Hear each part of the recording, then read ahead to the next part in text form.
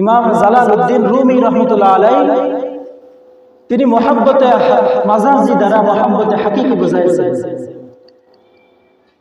ইমাম Jalaluddin Rumi মাজাজি দ্বারা হাকিকি বুঝাইছেন, অর্থাৎ মুহাব্বতে মাজাজি দ্বারা মুহাব্বতে হাকিকি বুঝাইছেন।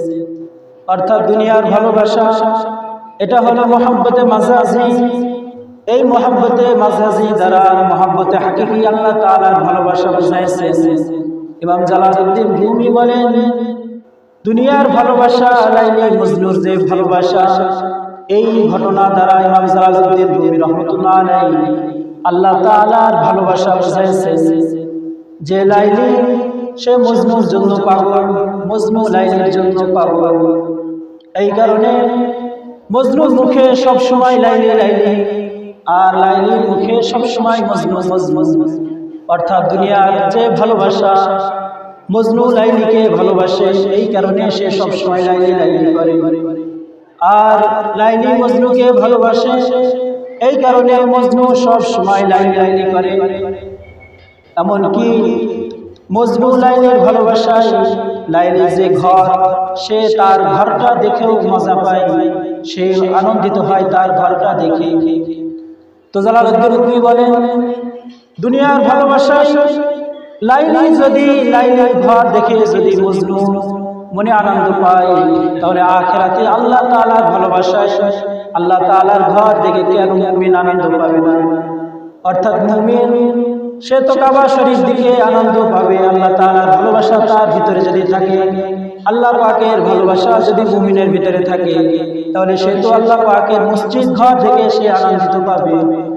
মুমিন তো এমন হওয়া উচিত যে আল্লাহ পাকের ঘরে আসার জন্য মুমিন পাগল হয়ে যাবে। 5 বেলা নামাজে মুমিন মসজিদে আসার জন্য পাগল হয়ে যাবে, যদি আল্লাহ তাআলা ভালোবাসা ওই মুমিনের ভিতরে রয়। এবং যদি আল্লাহ তাআলা ভালোবাসা না থাকে, তো মুমিনকে কোনো ওয়াক্তে তাকে পাওয়া যাবে না। লাইলি যেমন মজনু পাগল, মজনু যেমন লাইলির পাগল, ওই রকম ভাবে যদি আমরা আল্লাহ পাকে পাগল হতে পারি, মুহাব্বতের পাগল হতে পারি, তাহলে আল্লাহ পাক আমাদেরকে ভালোবাসবেন, আল্লাহ পাক আমাদেরকে মুহাব্বত করবেন।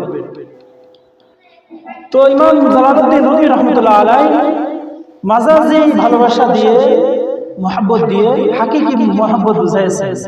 দুনিয়ার ভালোবাসা দিয়ে আল্লাহ পাকের ভালোবাসা বুঝাইছে।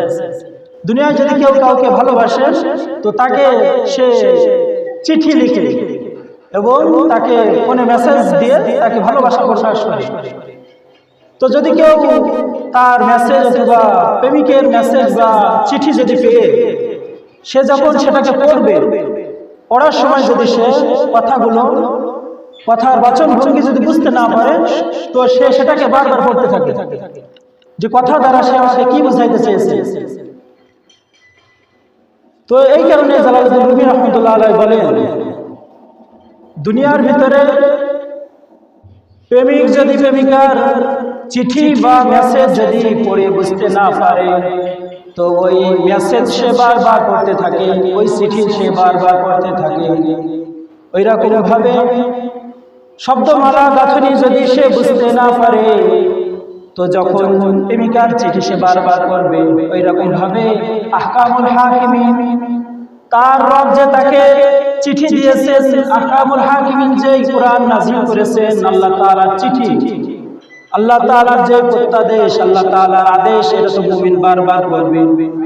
অর্থাৎ মুমিন সকালবেলা আল্লাহ পাকের কোরআন পড়বে, মুমিন দুপুরে আল্লাহ পাকের কোরআন পড়বে, মুমিন সন্ধ্যায় আল্লাহ পাকের কোরআন পড়বে, মুমিন ফজরের নামাজ পড়েছে তো ফজরের পরে সূরা ইয়াসিনের মাধ্যমে আল্লাহ পাকের চিঠি পড়বে, মুমিন জুমার দিন জুমার আগে সূরাতুল কাহফ পড়ার মাধ্যমে আল্লাহ পাকের চিঠি পড়বে, মুমিন মাগরিবের নামাজ পড়েছে তো মাগরিবের নামাজের পরে সূরা ওয়াকিয়া দ্বারা আল্লাহ পাকের চিঠি পড়বে, আল্লাহ তাআলার মেসেজ মুমিন পড়বে, ইশার নামাজ পড়ে মুমিন ঘুমাবে তো আল্লাহ পাকের চিঠি মুমিন সূরাতুল মুলক পড়ে ঘুমাবে, ছোট ছোট সূরা পড়বে, আল্লাহ পাকের চিঠি ছোট ছোট সূরা পড়ার মাধ্যমে সে মুমিন আদায় করবে।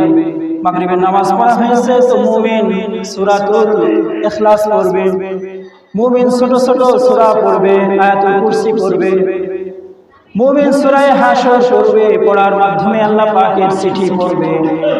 অর্থাৎ একজন মুমিন আল্লাহ পাক তাকে যে চিঠি দিয়েছেন এই চিঠি সে সব সময় পড়তে থাকবে। কথা বলেন নাকি? কথা বলেন না। মুমিন আল্লাহ পাকের চিঠি যদি বুঝতে না পারে, আল্লাহ পাকের যে কালামুল্লাহ মুমিনের কাছে আসছে এই কালাম যদি মুমিনের বুঝতে সমস্যা হয়, মুমিন ওই জায়গাটা বারবার করবে।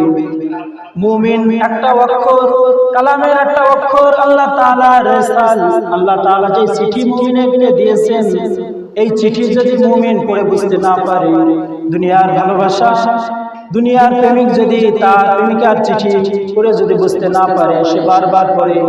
ওই রকম ভাবে আল্লাহ তাআলা আমাদেরকে ভালোবাসেন, ভালোবেসে তিনি যেন তার বান্দা ভালো পথে চলতে পারে, তার বান্দা যেন ভালো কিছু জানতে পারে, তার বান্দা যেন কোরআন পড়ে জান্নাতে যেতে পারে, সেই অনুযায়ী জীবন গঠন করে।